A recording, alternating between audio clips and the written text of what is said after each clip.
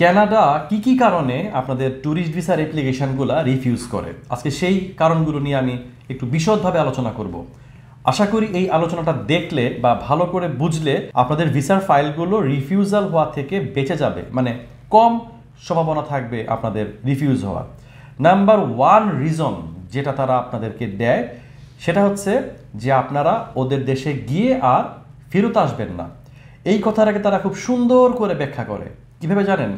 তারা বলে যে আমার কাছে প্রতীয়মান হয়েছে, it seems to me like that, যে your purpose of coming to Canada is not temporary stay, মানে আপনি টেম্পোরারি স্টে স্বল্পকালীন থাকার জন্য কানাডায় যাচ্ছেন বলে আমার কাছে মনে হয়নি। কত সুন্দর একটা কথা। তারা কিন্তু সরাসরি নেগেটিভ হইতে বলতে পারতো যে আপনি কানাডা থেকে আর ফেরত আসবেন না, এই কথাটা না বলে তারা বলতেছে কি স্বল্পকালীন থাকার জন্য আপনি যাচ্ছেন না। সো এই জিনিসটা নিয়ে আলোচনা করবো এখন, কেন ওদের কাছে মনে হচ্ছে স্বল্পকালীন থাকার জন্য যাচ্ছেন না।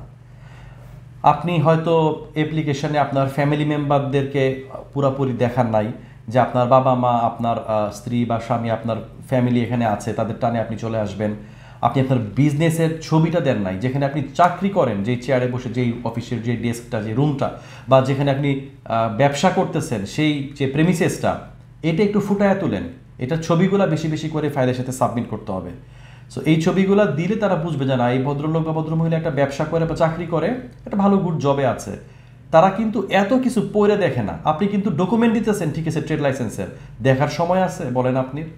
ছবিগুলো তারা দেখে। সো ছবির উপর জোর দিবেন, ফ্যামিলি ছবি, বাইরে যে বেড়াইতে গেছেন এইগুলো ছবি দিবেন। নাম্বার টু হচ্ছে তারা যেটা রিভিউজ করে যে family tie up. Family tie up বুঝেন? যে আপনার family tie up outside Canada নাই। ফ্যামিলি টাই আপ মানে পারিবারিক বন্ধন।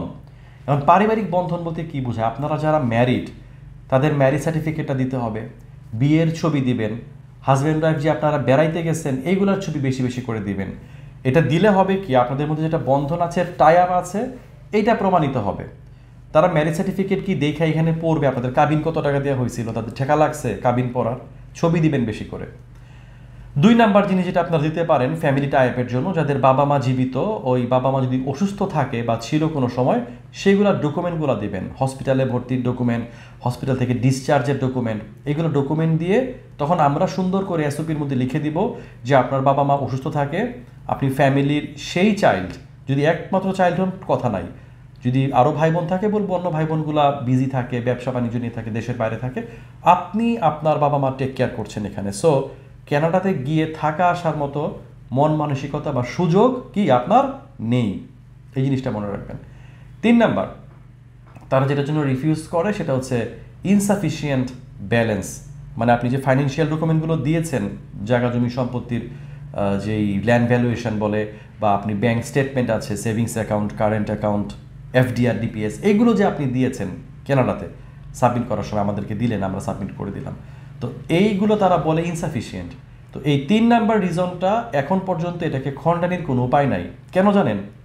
3 লাখ 4 লাখ টাকা দিয়েও মানুষের জেনুইন স্টেটমেন্ট দিছে, ভিসা হয়েছে, আবার 7 কোটি 8 কোটি টাকা স্টেটমেন্ট দিছে, FDR, DPS, savings account, current account সব মিলে এই বিশাল পরিমাণ টাকা, তারাও বলছে যে আপনার ইনসাফিসিয়েন্ট ব্যালেন্স। সো এই জিনিসটা একটা আপেক্ষিক বিষয়, এটা যা কি ইচ্ছা তাকে দেয়, এটাকে খণ্ডানির উপায় নাই। প্রথম যে 2টা পয়েন্ট বললাম, 1 নাম্বার হচ্ছে আপনি গিয়ে আসবেন না, 2 নাম্বার হচ্ছে আপনার ফ্যামিলি কি টাই আপটা নাই, বন্ধনটা নাই। এই 2টাকে আপনি খণ্ডানির জন্য কিন্তু প্রথমেই যদি প্রচুর পরিমাণ ছবি দেন, ফ্যামিলিগুলার ছবি, হাসপাতালের সার্টিফিকেট, তাহলে কিন্তু এই জিনিসগুলা হওয়ার সম্ভাবনাটা কমে যায়। আমি বলছি না যেটা দিলেই ভিসা হবে, আমি বলছি যে এই ডকুমেন্টগুলো সাবমিট করলে আপনার ভিসা রিফিউজালের সম্ভাবনাটা ওই রিজনগুলোতে তারা দিতে পারবে না। তখন আপনি পরবর্তী যদি রিফিউজাল আসেও, পরবর্তীতে আবার আপনি এগুলো সুন্দর করে লিখে অ্যাপ্লাই করতে পারেন। দেখা যায় যে প্রথমবার রিফিউজাল আসার পরে দ্বিতীয় তৃতীয়বার কিন্তু চেষ্টা করলে কানাডার ভিসা, আমাদের মাধ্যমে কিন্তু প্রচুর ভিসা এরকম সাকসেস হয়েছে। তো আশা করি এই রিজনগুলো নিয়ে আলোচনা করলাম। সামনে আরও আমি কানাডার মাল্টিপল ট্যুরিস্ট ভিসা নিয়ে বিভিন্ন ইস্যু নিয়ে কথা বলবো আপনাদের সাথে।